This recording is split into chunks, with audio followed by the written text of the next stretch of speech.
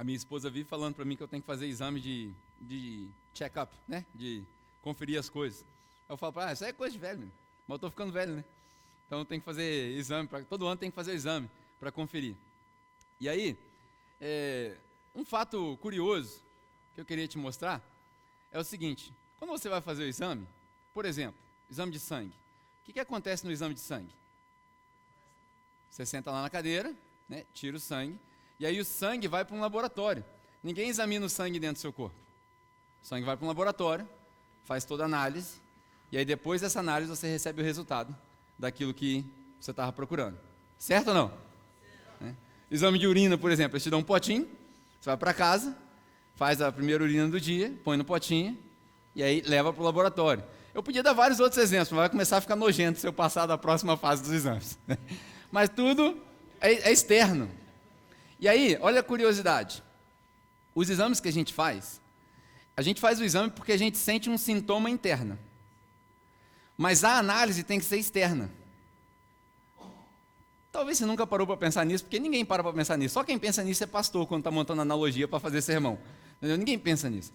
Mas a gente faz os exames externos para constatar aquilo que a gente acha que está acontecendo aonde? Internamente. Hoje eu quero falar sobre um exame de espírito. Talvez você tenha sintomas internos e que precisa fazer um exame das coisas que saem, as coisas externas. E aí a gente vai passar por várias passagens bíblicas hoje, falando sobre essa coisa do externo. Por exemplo, todo mundo já ouviu o ditado, que é uma fala de Jesus, que a árvore é conhecida pelos frutos. Ninguém olha para ela. Se você pegar uma árvore, lógico que tem árvores que são bem diferentes, mas muitas árvores são muito parecidas. Se você olhar só para a árvore, só para o tronco, você não sabe a diferença. Você precisa ver o fruto. Nós também, como cristãos, nós somos conhecidos pelos nossos frutos. Não adianta nada você carregar sua Bíblia debaixo do braço, não adianta nada você memorizar a Bíblia. Antigamente tinha curso de memorização de versículo bíblico. Quem aqui fez isso alguma vez? Escola bíblica dominical, né, aquela escola bíblica de férias, tinha campeonato para quem memorizava mais versículo. Não adianta nada, a maioria das pessoas que memorizou versículo enquanto era criança desviou. Tudo desviado. Fabinho desviou, demorou para voltar para a igreja, né, tudo desviado. Não adianta nada memorizar versículo. Por quê? Porque a memorização não faz a menor diferença. A diferença está na aplicação.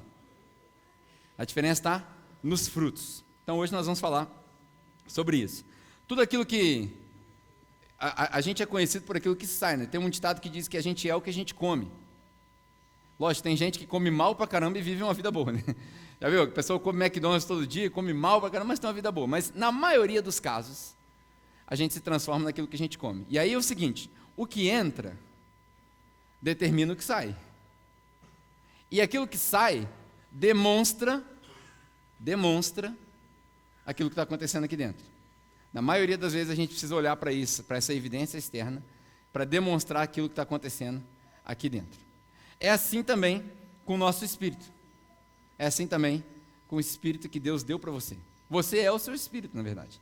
E a gente é o que a gente come. Então, antes da gente partir para os pontos dessa mensagem, queria te convidar para você abrir a sua Bíblia em Mateus capítulo 15. Mateus capítulo 15. Chamei Mateus, ele atendeu. Mateus é o pretendente da Isabel. Já falei que o dote na minha casa é caro, né? Então o Glaucio está trabalhando bastante, desde já, para poder pagar o dote. Tem a Lavínia também, tá? Fica de olho de urubu só na Isabel não. Tem a Lavínia também, vocês podem, né? Tem vários bebês na igreja. Mateus capítulo 15. Quero ler uma passagem com você. A gente vai ler do versículo 1 até o versículo 20, bem rapidinho. Mateus capítulo 15, versículo 1 ao 20. É quando Jesus fala sobre essas coisas externas. Interessante esse diálogo de Jesus. Ele fala assim, ó. Então alguns fariseus e mestres da lei, vindos de Jerusalém, foram até Jesus e perguntaram: Jesus, por que os seus discípulos transgridem a tradição dos líderes religiosos? Olha só, transgridem a tradição dos líderes religiosos. Olha que ponto chegou os fariseus já. Qualquer semelhança com a nossa realidade é mera coincidência. Pois eles não lavam as mãos antes de comer.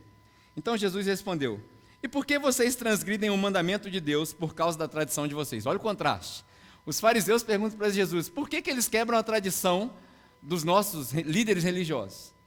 Aí Jesus contrasta para eles e fala assim, por que vocês quebram o mandamento de Deus com a tradição de vocês?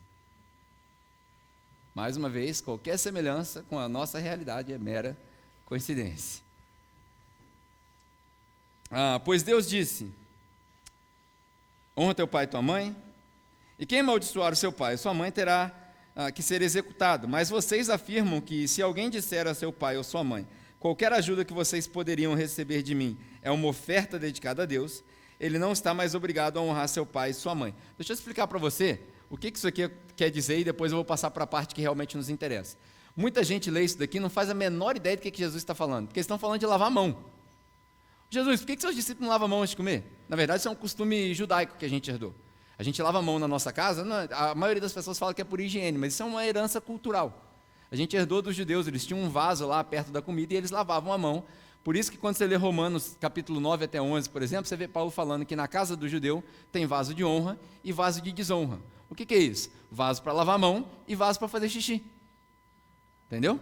E aí ele faz uma analogia com aqueles que são salvos, os vasos de honra de Deus, e aqueles que infelizmente não são salvos, os vasos de desonra. Lógico que a gente não pode extrapolar, seria muito desrespeito extrapolar e dizer que o fulano é tal, o outro fulano é o outro tal, mas é mais ou menos isso que Paulo está querendo dizer, porque ele está exagerando no exemplo, para poder mostrar para os judeus, para implorar para os judeus, para que eles se rendam à salvação de Jesus.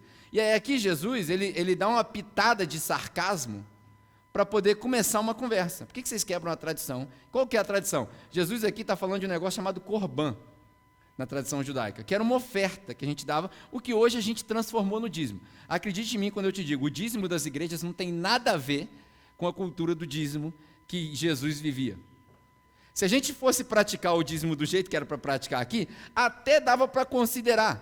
Eu acho que não ia atrapalhar o movimento da graça de Jesus, não. Mas o que a gente faz hoje na igreja é totalmente contrário àquilo que Jesus viveu, totalmente contrário àquilo que ele queria. Na verdade, ele acabou com isso tudo, isso aí é conversa para outro dia, a gente não precisa falar disso. Mas esse corban, na verdade, era uma oferta. O que acontecia com os jovens? Os jovens, eles eram obrigados, por mandamento, a honrar o pai e a mãe. Você sabe o que é honrar o pai e a mãe? Quem que sabe o que é honrar o pai e a mãe? A maioria de nós acha que é o quê? Respeitar, né? Obedecer, sustentar. Esse era o mandamento, porque naquela época não tinha INSS, então, né? Nem hoje, na verdade. Que furo, né? Podia ter pensado, não tinha previdência privada naquela época. Mas enfim, eles não tinham como se sustentar depois de velhos.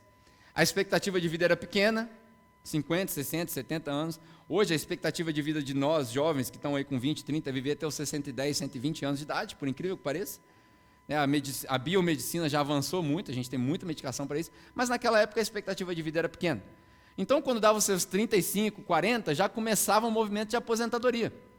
Por isso que José estava com Maria novo, 13, 14, 15 anos de idade, já começava um casamento, já se reproduziam aos 20, 21 anos de idade. A nossa sociedade mudou. A sociedade deles tinha uma expectativa muito menor. E para que eles se aposentassem, o sistema funcionava mais ou menos como a Previdência Social hoje. Os mais novos trabalham e pagam o sustento dos mais velhos. Só que aquilo era feito de maneira orgânica, dentro da sua própria casa. Não tinha um sistema que administrava isso. O governo só cobrava os impostos, mas o governo não pagava de volta. O máximo que o governo fazia era construir uma parede em volta da cidade e ruas para que você pudesse se transportar. Então Jesus fala para eles, vocês estão quebrando a tradição. Por quê? Vocês estão deixando de honrar o pai e a mãe, ou seja, vocês fariseus, estão deixando de sustentar os seus pais e as suas mães, com a desculpa de trazer esse dinheiro que vocês deveriam pagar para o templo, como oferta para Deus. Essa oferta aí, Deus não quer. Essa oferta aí, Deus já está negando desde o Antigo Testamento. Se você ler Ezequiel, capítulo 36, mais ou menos, você vai ver que Deus fala assim, essas ofertas aí eu não quero mais. Não me serve mais. Não me agrada mais. Não me satisfaz mais. Então Jesus começa a conversa e fala assim, olha só, vocês estão querendo me contradizer porque eu estou quebrando a tradição de vocês. Mas vocês estão quebrando o mandamento de Deus, que era para honrar o pai e a mãe, com a desculpa de trazer dinheiro para a igreja. Vou contextualizar, me dá licença, vou tirar do contexto, vou trazer para a nossa realidade, vou dar um tiro no pé, como eu sempre dou, porque eu acho que a transparência da nossa igreja fala muito mais alto do que o apelo emocional. Irmãos, se você está devendo dinheiro na sua casa, devendo cartão de crédito, devendo o vizinho, dando mau testemunho e quer trazer dinheiro para a igreja, pisa no freio, não traga dinheiro para a igreja, paga as suas contas, depois você resolve contribuir. Pegou a ideia? Porque isso é um mau testemunho. Você quebra o mandamento de Deus. Esse negócio de tira primeiro, né, a primícia, sei lá, o pessoal chama, isso é besteira, isso já acabou, Jesus aboliu isso não faz a menor diferença para Deus. Deus não está preocupado se você vai dar o seu primeiro dinheiro para Ele ou não. Na verdade, o padrão mudou.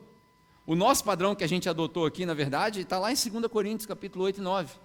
Cada um dê de acordo com o que decidir no seu coração. Se você resolver dar R$50 por mês, porque você participa de uma organização, isso não tem nada a ver com a igreja corpo de Jesus, porque a igreja corpo de Jesus não precisa de dinheiro, não precisa de tempo, não precisa de ar-condicionado, a igreja corpo de Jesus não precisa nem de reunião de domingo.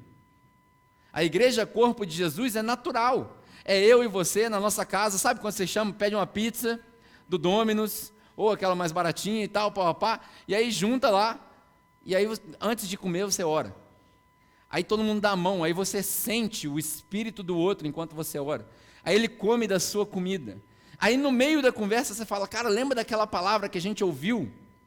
E isso é você ceiar com seus irmãos e ser igreja com seus irmãos, é isso. Então esquece esse negócio de, eu preciso dar meu dinheiro primeiro para Deus, porque senão Deus vai me amaldiçoar. Na verdade, olha a notícia boa, Deus já te abençoou. Ele não precisa do seu dinheiro para te abençoar. Deus não é banco. Deus não paga dividendos, nem juros. Deus já te abençoou. E aí quando você percebe que você fala assim, caraca, mano, eu ganhei R$3.000 esse mês.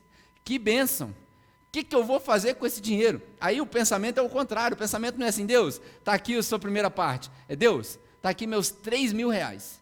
E aí se você tiver sensibilidade o suficiente, não é para levar para a igreja não. Deus vai falar com você assim, eu quero que você faça X, Y e Z. Muito provavelmente, pela fala de Deus vai passar, eu quero que você pague suas contas, eu quero que você sustente a sua família, porque aquele que não traz sustento para a sua família é pior que o infiel, está lá na carta de Judas. Eu quero que você seja responsável com o seu dinheiro, porque até os filhos da treva são mais prudentes do que os filhos da luz quando se trata do dinheiro, então a gente precisa dar testemunha. É bom que você saiba lidar com o seu dinheiro, e provavelmente Deus vai falar para você assim, pelo seu dinheiro, pela sua comunhão, passa a ajudar o irmão, passa a ajudar o vizinho, passa a ajudar a igreja, que você passa tudo isso. Mas esses são os últimos caminhos do dinheiro. Aí Jesus, com essa quebra de cultura, fala assim, então, vocês estão quebrando a tradição, beleza? Eu quebro a tradição de vocês, vocês quebram o mandamento de Deus. Aí Jesus continua falando sobre o lavar a mão, ainda em Mateus capítulo 15, versículo 7. Vocês são hipócritas. Olha como é que Jesus fala com os caras. Bem profetizou Isaías acerca de vocês. Isaías, lá atrás, falou de vocês. Esse povo me honra com os lábios, mas o seu coração está longe de mim. Em vão eles me adoram. Seus ensinamentos não passam de regras ensinadas por homens.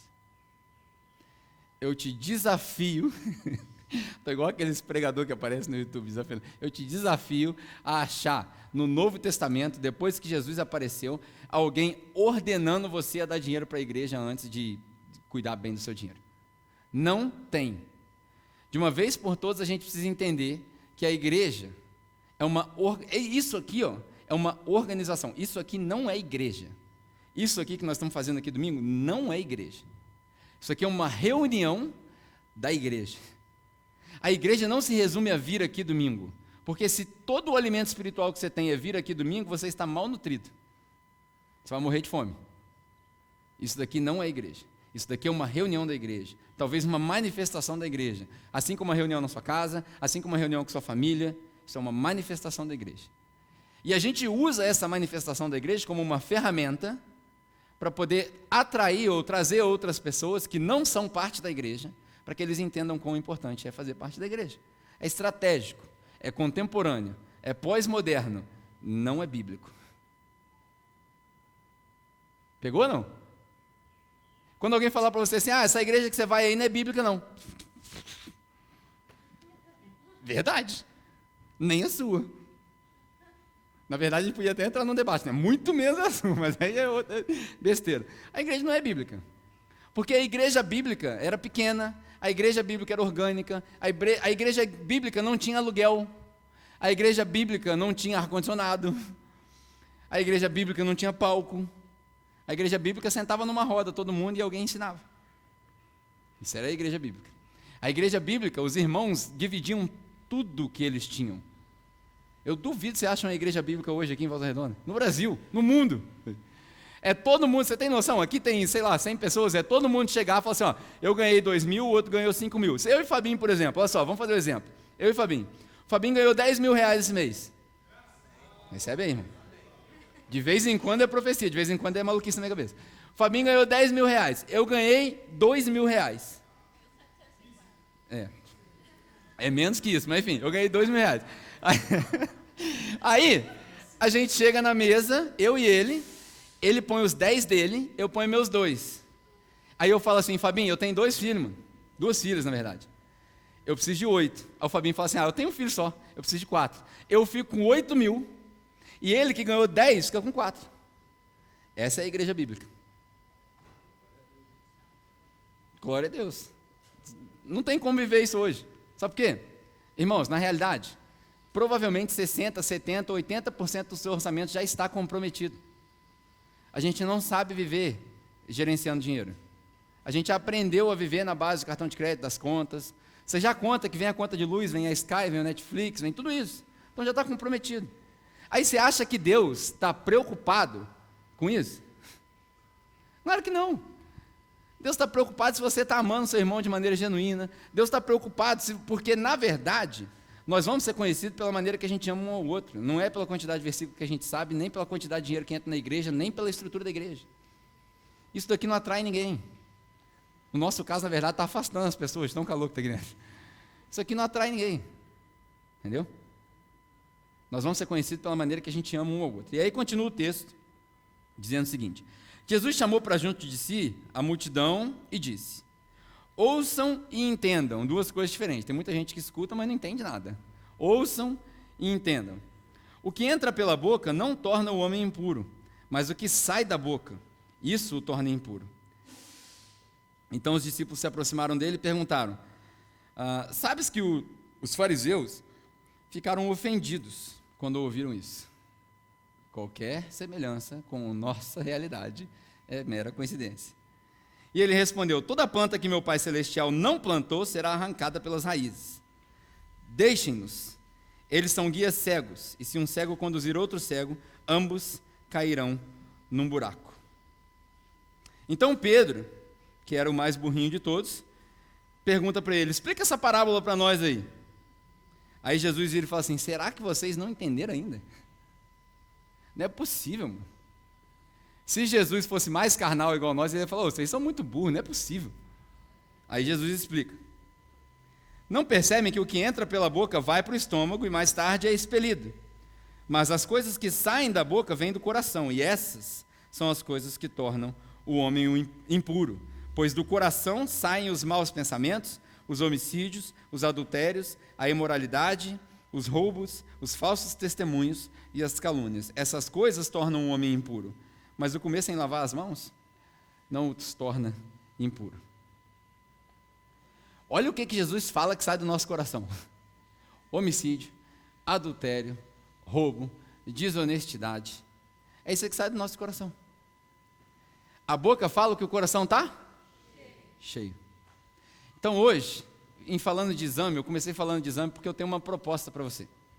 Eu acho que todos nós, talvez anualmente, alguns de nós semestralmente, outros mensalmente, e tem alguns de nós que precisam fazer esse exame diariamente, um exame de espírito. Eu preciso olhar para dentro do meu espírito, eu preciso ver o que está saindo do meu coração, porque a boca fala que o coração está cheio, e aí, examinando isso que sai da minha boca, isso que sai do meu comportamento, isso que sai nas minhas atitudes externas, eu vou perceber o que está acontecendo de errado com o meu espírito. Essa é a minha proposta para você hoje. Que a gente precisa fazer um exame e que esse exame vai demonstrar para nós o estado do nosso espírito. E aí, a ideia é a seguinte: quando a gente fala a gente é o que a gente come, lógico que a gente está falando de coisas naturais. Mas no espírito também é assim. A diferença é que o espírito ele tem mais entradas, né? Quando a gente fala de alimento, a gente só, né, come e ele é expelido e por aí vai. Mas o espírito ele tem várias entradas. Aquilo que você vê, aquilo que você ouve, tudo isso é porta de entrada para o seu alimento espiritual. E aí nós, na nossa sociedade, nós somos influenciados por duas grandes forças. E aí eu não quero dizer que nada disso é do diabo, porque na verdade nada é do diabo, o diabo não cria nada. Tudo depende de quem usa. O celular não é do diabo, é como você usa que vai determinar se você está escutando Deus ou o diabo. Nada é do diabo, o diabo não tem poder de criar nada. Mas na nossa sociedade nós somos influenciados por duas forças gigantescas. A primeira delas chama Netflix. Hoje, nós somos influenciados pelo Netflix. Muita gente já não assiste novela mais, a gente assiste Netflix, série. Se você fizer uma conta, o Netflix infelizmente não tem como você fazer essa análise. No seu celular você consegue abrir e ver quanto tempo você passa na frente da tela do seu telefone. Mas o Netflix não tem como você fazer essa análise ainda. Mas se você for sincero com você mesmo, é bem provável que na sua semana você passe algumas horas na frente do Netflix. Bem provável. Das últimas séries que saíram aí, qual que é a última série que você está assistindo aí no Netflix? Ninguém quer falar agora, todo mundo com vergonha de seus pecados. Brincadeira. Então eu vou falar, eu assisti o Suits recentemente, perdi horas e horas assistindo aquela porcaria. Mas é gostoso, porque o pecado, ele é gostoso na hora. Eu não estou falando que assistir Netflix é pecado não, gente. O que eu estou falando é que o pecado é a gente gastar muito mais tempo no Netflix do que no... vou inventar um agora, hein? Essa vai ser muito ruim. Godflix. Muito ruim, meu Deus do céu. Eu precisava trabalhar nas minhas piadas melhor na hora que a gente for fazer o... Mas enfim, é porque quando sai no espontâneo assim é ruim. Mas Netflix a gente gasta muito tempo. Agora eu vou te dar uma dica. Você já ouviu falar de Gaia? Quem aqui já ouviu falar de Gaia? 2 pessoas. Gaia é um negócio igual ao Netflix, com um conteúdo cristão sobre descobertas arqueológicas e astrológicas. Astrológicas ou astronômicas? Agora não sei. Enfim, das estrelas lá. É os caras provando que as galáxias, enfim, provando a existência de Deus em todas essas questões científicas. Gaia. É o mesmo preço do Netflix. Você vai ficar fascinado. Pirâmide, história da igreja, fantástico. Quando você for em casa, você pesquisa, assina o Gaia. Tem até legenda em português, olha que beleza. Para quem tem criança, quem aqui está criando escravos do Netflix? Eu, sou culpado. Todo dia a Bianca tem pelo menos 30 minutos de tela. A gente chama de screen time lá em casa. Tela. Começou a encher o saco demais, porque criança enche o saco, gente. Amém ou não? Criança enche o saco. É uma bênção. É herança do Senhor, mas enche o saco. O dia inteiro, brincando o dia inteiro. Então chega uma hora que a gente, estourou, o que a gente faz? Não, vai ver Netflix. Aí fica quietinha. A Isabel tem 4 meses, esses dias eu botei aquelas 3 palavrinhas lá, 3 palavrinhas só. Quem conhece? O negocinho chato. A Isabel ficou grudada na tela ali, ó. Escravos da tecnologia, porque essas coisas são feitas, são estudos sociológicos das cores, dos movimentos, do tom da voz daqueles personagens para prender a atenção da criança, sabia? Agora eu vou te falar um negócio. A gente põe no Netflix e às vezes a gente fica sem opção. Não tem opção para as crianças. Tem um negócio chamado Jelly Telly. Quem aqui já ouviu falar de Jelly Telly? Estou fazendo jabá para caramba hoje. Jelly Telly. Você tem filhos, procura Jelly Telly. São vários desenhos muito bem produzidos. Não é esses desenhos de crente mal produzido não, que fica chato. Bem produzido. Para você mostrar para o seu filho, para ele aprender conteúdo bíblico. A gente precisa redimir as coisas. Saber usar. A outra grande força que rege o nosso mundo é um negócio chamado Instagram.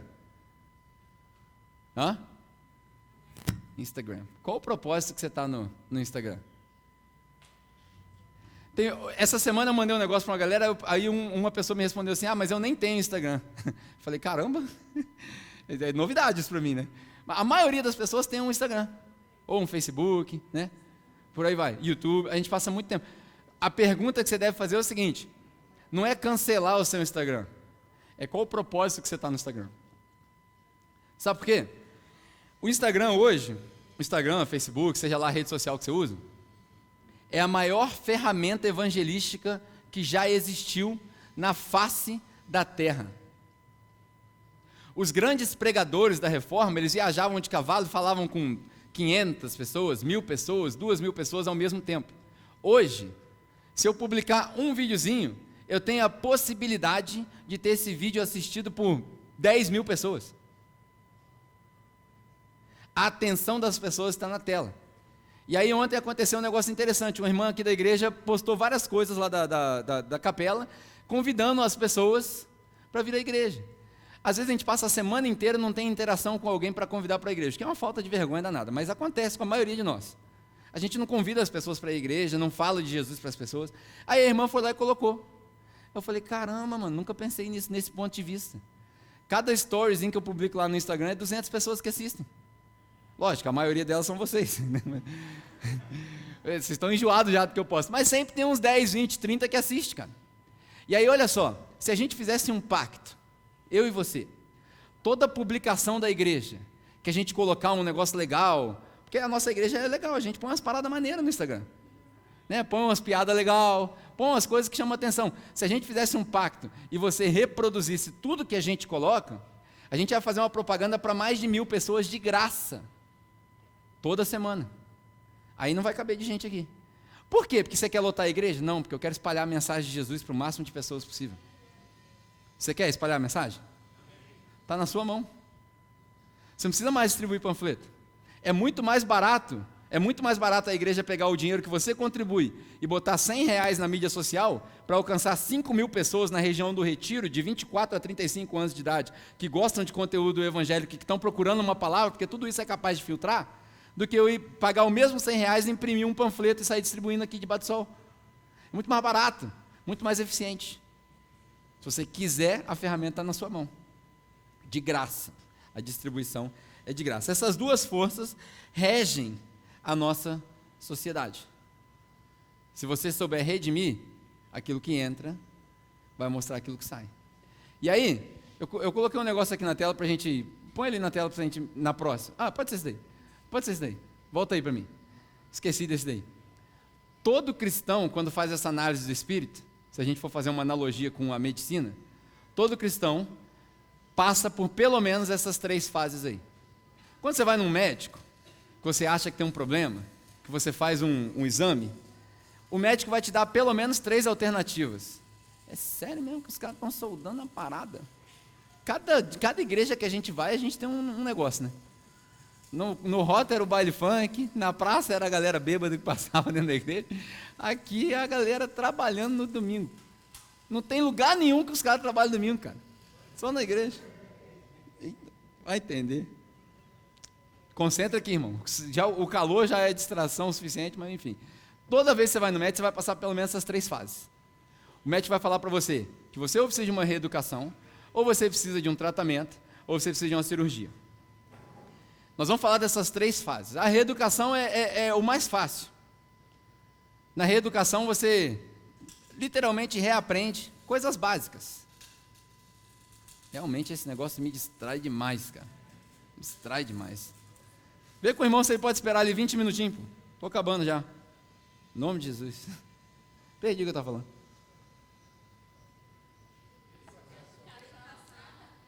É só para ver se vocês estão prestando atenção. Na reeducação, é muito fácil. Você vai reaprender os passos rapidinho. Se você for passar por um tratamento, provavelmente você vai passar por uma situação desconfortável, tomar remédio, por aí vai. Agora, se o negócio for grave mesmo, você vai passar por uma cirurgia. E aí na cirurgia, você depois da cirurgia tem um tratamento pós-operatório e depois você precisa se reeducar. Se a gente for olhar para dentro da nossa condição espiritual, toda vez que você faz um exame, você vai passar por isso daí. Ou por uma reeducação, ou por um tratamento, ou por uma cirurgia. A primeira pergunta de hoje é a seguinte: se você olhar para o seu espírito, fizer um exame espiritual, o que você vai encontrar? O que você tem comido? Como que está a sua saúde espiritual? Como que mede a minha saúde espiritual? Talvez a intimidade que você tem com Deus, a facilidade de perceber aquilo que Ele está falando, o seu envolvimento com a obra dEle. Como que está o seu estado espiritual? O meu estado espiritual? É a primeira pergunta de hoje. E aí, eu acho que a gente tem 3 públicos, dentro da nossa igreja talvez, ou nas igrejas espalhadas pelo Brasil, a gente tem 3 públicos que passam por essas 3 fases. A fase da reeducação é uma fase que a gente aprende as coisas básicas de novo. Por exemplo, a Bianca, minha filha de 8 anos de idade, recentemente a gente fez um exame para ver a quantidade de açúcar, né, de glicose, o índice glicêmico do sangue dela. Porque a gente tem histórico na família da Ana Aline de diabetes, e a gente resolveu fazer. Infelizmente, eu fiquei muito triste com o resultado, porque o açúcar dela estava alto. Não era alarmante, mas estava alto. E eu fiquei desesperado. Falei, Deus, por que o Senhor faz isso comigo?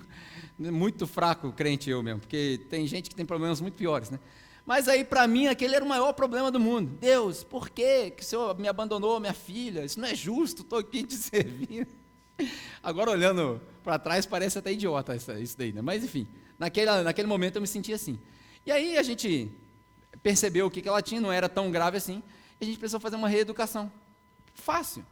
Por enquanto, ela não precisa nem de insulina, graças a Deus. Mas é uma reeducação. Na nossa casa agora a gente só come pão integral. A reeducação é financeira também, né? Porque o Plus Vita custa R$3, o pão integral custa 12.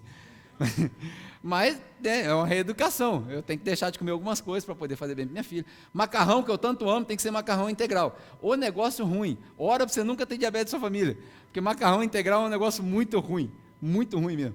Mas aí a gente vai compensando. A gente teve que parar o almoço do brasileiro, né? Arroz, feijão, carne, batata frita, aquele monte de coisa. Aí agora nosso prato é legume, salada, sem graça pra caramba, e uma carninha, né, de proteína. Mas acabou o carboidrato, aí tem que ficar medindo, entendeu? E aí quando a Bia vai dormir, eu tenho que saber se a glicose dela está alta ou baixa, eu como pai, eu tenho que saber a condição, ó, a analogia, eu tenho que saber a condição do sangue dela, para saber o que eu posso dar de alimento para ela no dia seguinte. Quando Deus olha para você quando você vai dormir, Ele analisa o seu espírito para saber o que você pode receber no dia seguinte. Você está doente? Você vai receber papinha. Você está saudável? Vai receber picanha. De vez em quando, você até esbanja. E assim é com Deus. A reeducação é coisa básica. Por exemplo, Provérbios capítulo 18, você vê um texto que fala que o homem faz os planos, mas os seus passos são ordenados por Deus. O que é reeducação? É aprender a dar um passo depois do outro. Quando a gente sofre um acidente, por exemplo, na coluna, que precisa fazer fisioterapia, a gente precisa aprender a andar de novo. Você começa a andar, as pernas ficam como? Né? Bambinha. Ou quando você vai no baile, enche a cara no baile, aí não consegue, a polícia para, e aí o cara não consegue andar. O que é aquilo? Reeducação.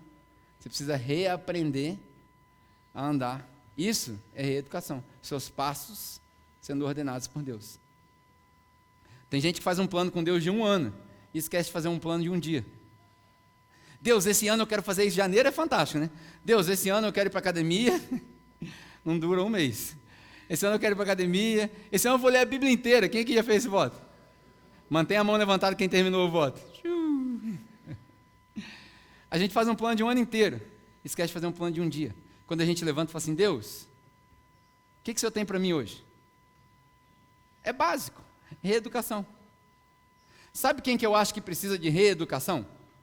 O público que precisa de reeducação hoje? Os crentes. Os que dizem que são crentes. Os que vão à igreja, que professam fé em Jesus. Porque tem muita gente, principalmente aqui no nosso meio, como a gente fala que é uma igreja, para quem não gosta de igreja, e aí vocês foram mal acostumados, porque as pregações aqui, na maioria das vezes é boa, de vez em quando tem umas coisas ruins, mas na maioria das vezes é boa. Então, vocês foram mal acostumados. Vocês foram mimados. E aí, quando a gente vê um negócio que não está na Bíblia, e o cara, sabe? A gente fica bravo, porque a gente foi mimado.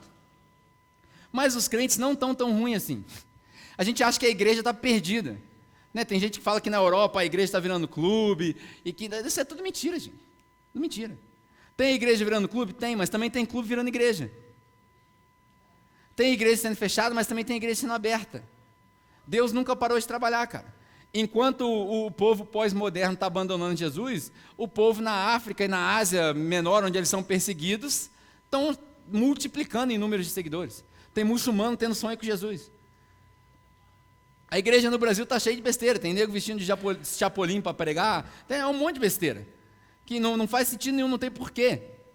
Mas também tem muita coisa boa. De vez em quando eu tenho o privilégio de viajar por aí e tem muita palavra boa. A nossa igreja não é o último biscoito do pacote. Da última vez eu falei errado, né? A nossa igreja não é o último biscoito do pacote, cara. Tem muita igreja boa aí. Então, o que precisa para os crentes? Os crentes precisam só de uma reeducação. Coisa básica. Não precisa de uma transformação total. A igreja precisa só de um ajuste. Se a gente fizesse só aqui na nossa cidade, cara, Tem um monte de igreja agora, tem um monte de igreja que virou modinha esse negócio de church, né? A gente tinha que tirar o church do nosso nome, porque virou modinha e já não serve mais. Tem um monte de church agora na nossa cidade. O que a gente tem que fazer? A gente tem que parar para prestar atenção nesses líderes e ver como que a gente pode ajudar, se a gente estiver na frente, ou como que a gente pode ser ajudado se a gente estiver atrás. Porque vai que tem uns caras que estão falando coisa boa também. Então a gente precisa se unir com essa galera. As igrejas precisam ser unidas, a igreja não pode ser dividida pelas paredes. A gente precisa unir com os outros pastores, trazer outros caras para pregar aqui, ir pregar lá, e participar, e trazer banda para tocar, e tocar lá. A gente precisa voltar a viver junto. Só assim Deus vai fazer o macro na cidade. Porque senão ele vai ficar só aqui, ó, ou só lá. Aí Deus vai ser igual a nuvem que acompanhava o povo de Israel, só chovia, só cobria onde eles estavam. Entendeu? Isso é muito ruim, cara. Eu quero ver um movimento na cidade inteira. Não é só na capela. Não é só na Projeto Vida, não é só na IPV, não é só na... Não, tem que ser na cidade inteira, tem que ser espalhado.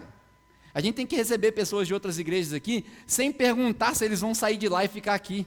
Eles vêm aqui quando quer e vai lá quando quer. É isso. Só uma reeducação básica. Normalmente, quem passa por uma reeducação alimentar, por exemplo, a esperança é que ele não precise passar por um tratamento. Mas nem sempre isso é possível. A esperança, quando você passa por uma reeducação, é que você não precisa passar por um tratamento. Mas nem sempre isso é possível. Você está conseguindo entender o que eu estou falando? Às vezes a igreja vai ajustar, mas nem sempre isso vai ser necessário. Aí a gente precisa ir para um tratamento. E o tratamento dói. Tratamento, lembra quando Paulo tem aquele discurso com Deus? Quem é que lembra dessa história? Que Paulo fala assim, Deus, teve um enviado do diabo, né, que veio me perturbar. E aí 3 vezes eu orei ao Senhor, e o Senhor me respondeu? EBD agora, vamos lá. O Senhor me respondeu? A minha graça te basta. Porque o meu poder se aperfeiçoa na fraqueza. Vocês vão chegar lá, é só um reajuste. Quando Paulo fala isso, é um tratamento. Tratamento dói. Ninguém sabe se Paulo estava cego, se Paulo estava doente, se Paulo estava triste, em depressão, ou se era um demônio mesmo que vinha visitar ele na hora que ele começava a orar, aparecia o capeta na frente dele. Ninguém sabe. Mas é fato de que ele orou, costume dos judeus, 3 vezes, e aquilo não adiantou. E aí Deus falou assim, Paulo, fica quieto. Minha graça te basta. Porque eu vou aparecer na sua fraqueza. Por isso que Paulo fala que ele se gloria nas fraquezas dele. Ele não se gloria nas qualidades dele, ele se gloria nas fraquezas dele. Só que o tratamento dói. O tratamento tem efeitos colaterais. Se na reeducação a gente presta atenção nos detalhes pequenininhos, no tratamento a gente tem que lidar com efeitos colaterais. Por exemplo, na nossa igreja aqui a gente tem uma irmã que passa por quimioterapia. E a quimioterapia tem efeitos colaterais. É um tratamento dolorido, que ataca as células cancerígenas, mas ao mesmo tempo destrói outras. Geralmente o tratamento ele é assim, ele ataca um problema e destrói outras áreas. Quando Deus quer tratar com a gente, que a fase da reeducação já passou, não dá mais, ele pega separado e fala assim, eu quero tratar contigo, aí fica ruim, aí começa a doer. Aí eu quero te convidar para você ler o que é o tratamento de Deus, Hebreus, no capítulo 12. O que é o tratamento de Deus? Nós falamos de reeducação, que os crentes precisam de reeducação. Já vou te falar quem que eu acho, é só eu que acho, isso não é bíblico, mas deve fazer sentido. Quem precisa de tratamento? Olha o que é o tratamento. Hebreus, capítulo 12, nós vamos ler do versículo 6 para frente. Versículo 5, olha só. Na luta contra o pecado, acharam aí, Hebreus capítulo 12? Então, se você não achou, escuta aí que eu vou lendo devagarzinho. Na luta contra o pecado, vocês ainda não resistiram até o ponto de derramar o próprio sangue. Vocês se esqueceram da palavra de ânimo que ele lhes dirige como filhos. Deus fala para nós como filhos. A palavra é essa: meu filho, não despreze a disciplina do Senhor, nem se magoe com a sua repreensão, pois o Senhor disciplina a quem ele ama e castiga todo aquele a quem aceita como filho. Aqui vem um ensinamento interessante que a gente já falou várias vezes. Você não aceita Jesus, é Jesus que te aceita. É Deus que nos aceita como filhos. Não somos nós que aceitamos Deus como Pai. Esse negócio de fazer apelo, falar assim, você quer receber Deus na sua vida? É muita prepotência. Na verdade é o seguinte, você entendeu que Deus já te recebeu? Entendi, então chora, meu querido. Chora, se joga no chão, porque é o maior privilégio que você pode ter. E aí ele continua dizendo o seguinte: suportem as dificuldades, recebendo-as como disciplina. Às vezes, não estou dizendo que é todas as vezes, às vezes, as dificuldades aparecem na nossa vida como ensinamento, tratamento de Deus. Às vezes. Deus os trata como filhos. Ora, qual o filho que não é disciplinado pelo seu pai? Se vocês não são disciplinados, e a disciplina é para todos os filhos, então vocês não são filhos legítimos, mas sim ilegítimos. Além disso, tínhamos pais humanos que nos disciplinavam e nós os respeitávamos. Quanto mais devemos submetermos-nos ao Pai dos Espíritos, pois assim viveremos. Nossos pais nos disciplinavam por curto período, segundo lhes parecia melhor, mas Deus nos disciplina para o nosso bem, para que participemos da sua santidade. Nenhuma disciplina parece ser motivo de alegria no momento, mas sim de tristeza. Mais tarde, porém, produz fruto de justiça e paz para aqueles que por ela foram exercitados. Portanto, quando você estiver sofrendo, quando você estiver passando dificuldade, quando você estiver passando por disciplina, quando Deus estiver te tratando, portanto, por mais triste que pareça, fortaleçam as suas mãos enfraquecidas e os joelhos vacilantes, façam caminhos retos para os seus pés, para que o manco não se desvie, antes seja curado. Olha o ensinamento que o escritor de Hebreus dá para nós. Quando você estiver passando dificuldade, é tratamento de Deus. O que você faz? Chora? Não. Levanta a mão para o céu, porque Ele te ama como filho e por isso Ele está te tratando, para que você possa ser curado. Toda vez que a gente passa por um tratamento, o objetivo é que a gente não precise passar pela cirurgia. Mas nem sempre isso é possível. Sabe quem que eu acho que precisa de tratamento hoje? Se a igreja precisa de reeducação alimentar, falando espiritualmente, os pastores precisam de tratamento. Os líderes das igrejas estão precisando de tratamento. Eles estão precisando de dor. Estão precisando de sofrer um pouco.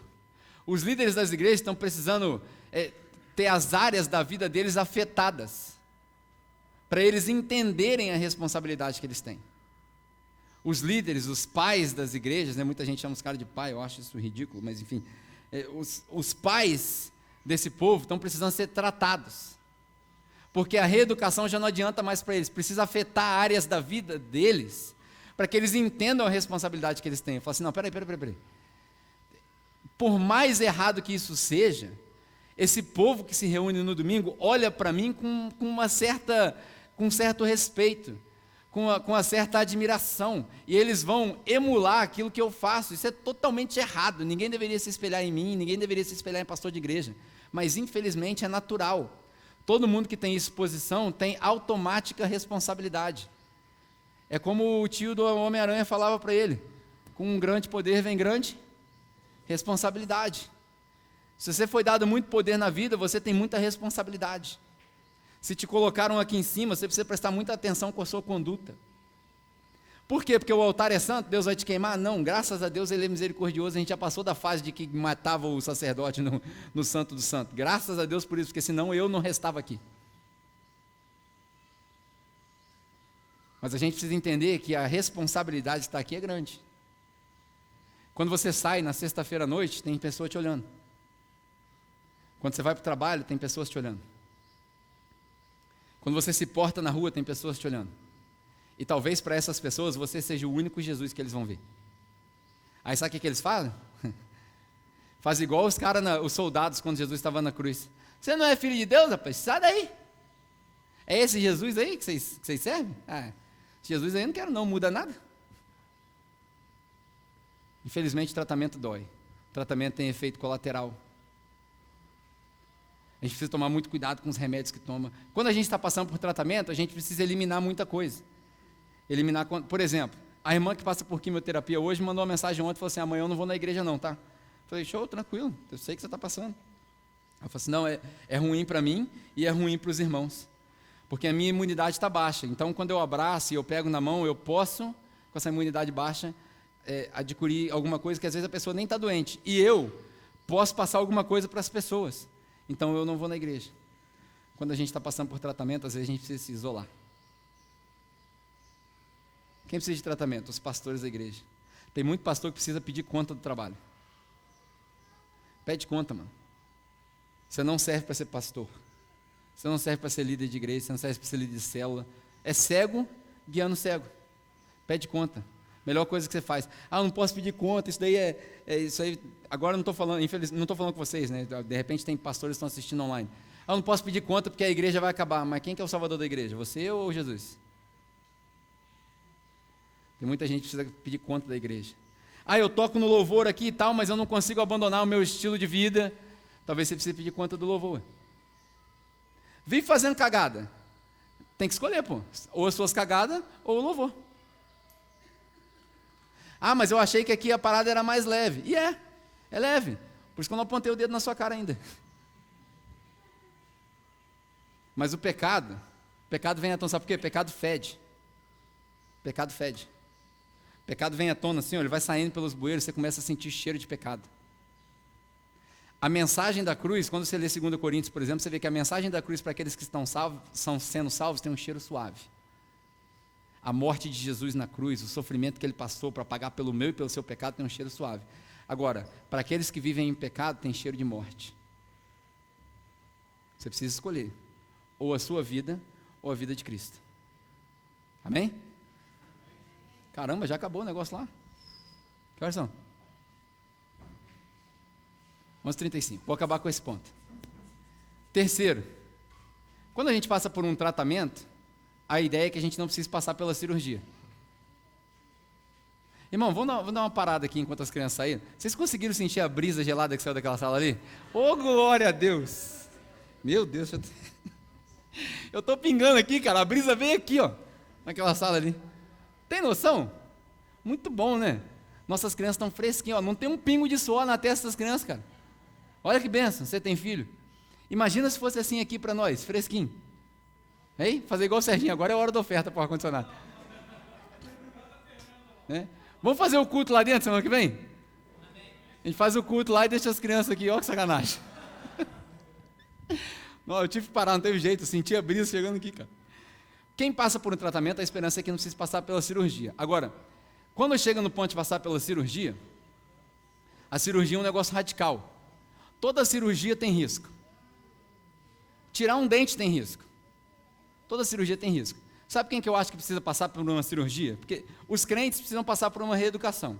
Os pastores precisam passar por um tratamento. Agora, os que não creem em Jesus precisam de uma cirurgia. Por quê? A cirurgia requer que você literalmente morra para passar pela cirurgia. É um transplante de coração, ou um transplante de pulmão, você praticamente morre na mesa. Se você não chegou morto no hospital, eles vão te apagar, vão te dar uma anestesia geral, é quase morte. Então entenda o que eu estou querendo te dizer. Para passar por uma cirurgia, você precisa morrer. É por isso que Jesus fala, todo aquele que quer me seguir, que pegue a sua cruz, negue-se a si mesmo, porque aquele que quer encontrar a sua vida deve perdê-la. E aquele que perder a sua vida vai encontrá-la em mim. É isso que Jesus quer dizer. A cirurgia é radical. E a cirurgia deve ser radical. Quando a gente sai do estado de não conheço Jesus, não caminho com Jesus e eu entrego a minha vida para Jesus, porque Jesus me aceitou, essa mudança é radical.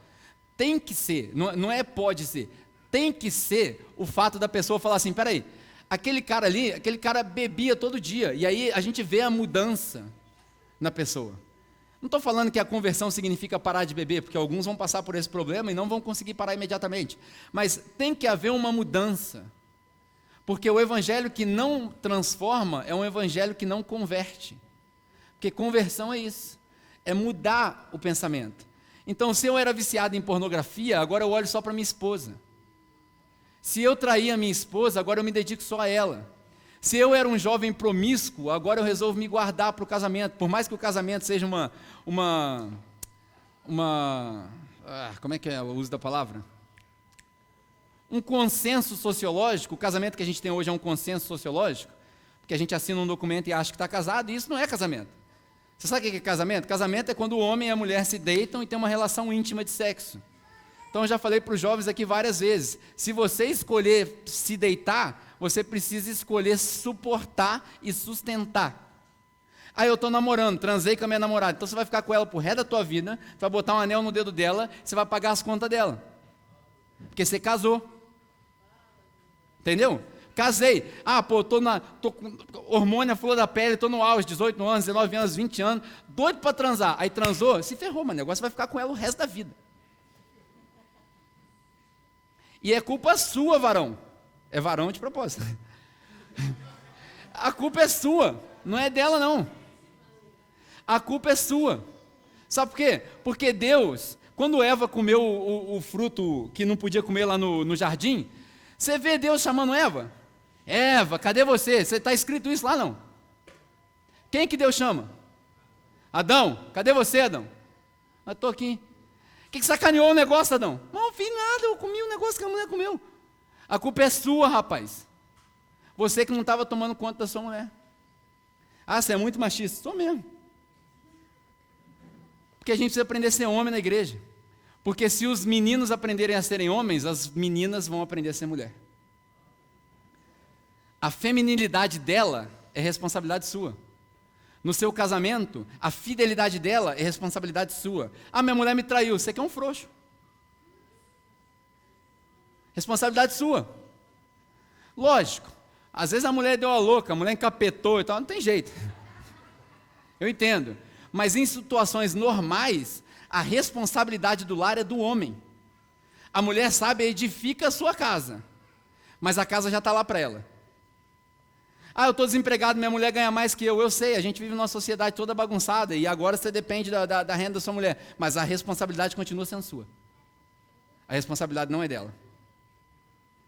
Se a gente continuar nessa sociedade frouxa que fica passando a responsabilidade para as mulheres, Deus vai virar e falar assim, pô, estou querendo ter uma conversa contigo, você não quer conversar comigo, pô? Não quer resolver os problemas? A conversão tem que ser radical. Ah, eu sou jovem, me converti. Mano, se prepara, seguir Jesus é difícil pra caramba. Quando te venderam essa ideia de que seguir Jesus é facinho, acabou seus problemas, te enganaram. Deu mole. Isso não é verdade. Seguir Jesus é carregar a cruz. Seguir Jesus é se negar. Seguir Jesus é morrer. Seguir Jesus é acabar com as minhas vontades. Seguir Jesus é pensar, eu quero, e aí Jesus fala assim, mas não pode, ou não deve, e aí você não faz. Isso é seguir Jesus. Seguir Jesus dá trabalho, porque você tem que dar testemunho. Seguir Jesus é você ser o exemplo, você é o sal, você é a luz, você é a solução. Deu problema, as pessoas vão correr para você. Como é que você vai resolver o problema das pessoas se você mesmo está todo cagado? Não tem jeito. Isso é seguir Jesus. Isso é seguir Jesus. Ah, mas e a graça? A graça serve para a sua salvação, para a santificação é joelho no chão. Pegou não? A graça é para a sua justificação. Cheguei perante Deus, não tenho culpa. Tá, e agora? E aí? Vai viver 80 anos agora de zoeira comigo? Jesus me salvou quando eu tinha 20, agora eu vou zoar o resto da minha vida. Justificação é uma coisa, santificação é outra. Santificação é joelho no chão. Santificação é matar a carne. Todo jovem precisa ouvir isso. Conversão é radical. Conversão é cirurgia. Todo mundo que não conhece Jesus precisa passar por uma cirurgia. É quando Deus fala, eu vou tirar de você um coração de pedra, eu vou te dar um coração de carne. Eu vou colocar o meu espírito dentro de você. Até agora você tinha vida, agora eu vou te dar Zoe. Totalmente diferente. Até agora você vivia sua vida biológica, agora eu quero te dar uma vida espiritual. E essa vida espiritual tem responsabilidades. Ah, é assustador? É assustador, eu sei. É assustador. Por isso que a gente não faz apelo aqui, porque se eu fizesse apelo, ninguém vinha. Se eu falar agora, quer aceitar Jesus agora? Ninguém vem, mano. Não, você é doido? Ter que viver essa vida toda aí? Vou não. Por isso que a gente não faz apelo. Porque quem converte não sou eu, nem a minha mensagem. Quem converte é o Espírito Santo. Quando você sabe aí dentro do seu coração que você está fazendo cagada. Essa é a cirurgia. É assustador? É. Só que aí você precisa ter certeza de que, por mais assustador que essa cirurgia seja, nesse caso, o cirurgião é Jesus, o enfermeiro é Jesus, o administrador é Jesus, o psicólogo é Jesus, a família no quarto da cirurgia é Jesus, os amigos que vêm visitar é Jesus. Jesus está no controle da cirurgia toda, aí a cirurgia não dá errado. Quando a cirurgia não dá errado, aí a recuperação é leve, o tratamento é suave, o fardo é leve, o jugo é suave. Todos nós precisamos, para a gente concluir, todos nós precisamos de um exame de espírito. O que condena ou o que contamina não é o que entra, é o que sai. É o seu testemunho. É o que sai do seu coração. É do seu coração que flui em todos os problemas da vida. E nessa análise de espírito, nesse exame de espírito, você precisa descobrir primeiro onde você está. Que paciente você é? Você precisa de reeducação, tratamento ou cirurgia? Se você precisa de reeducação, paciência. Um dia de cada vez, um passo de cada vez. Se você precisa de tratamento, se prepare, porque o remédio vai te fazer mal temporariamente. Vai parecer que é ruim, mas no final das contas resolve. Agora, se você precisa de cirurgia, meu querido, dá a mão aqui, porque vai doer. As coisas vão mudar. Mas o médico dos médicos não erra. Jesus não erra. A enfermeira não erra. Tudo dá certo. E por mais difícil que a vida seja, você vai perceber que agora não é mais sua vida. Que agora não é mais só você. Não é você que vive mais. É Cristo que vive em mim. Tão bonito a gente poder recitar um versículo desse e viver esse versículo. Já não vivo eu, mas Cristo vive em mim. Você recebeu um transplante? Amém. Glória a Deus. Você não recebeu um transplante ainda? Bom, vou orar por você. Para que você receba um transplante e encontre aqui uma comunidade onde você possa fazer o seu tratamento e a sua reeducação. Amém? Uma comunidade sadia, cheia de enfermeiros, onde a gente não olha o problema, mas olha lá no final, o resultado do tratamento. Onde a gente olha para você sem julgamento, com paciência, mas na expectativa de você mudar. Porque Deus é bom para te receber do jeito que você está, mas Ele é muito melhor para não te deixar do jeito que você veio. Amém? Show de bola. É isso. Acabei.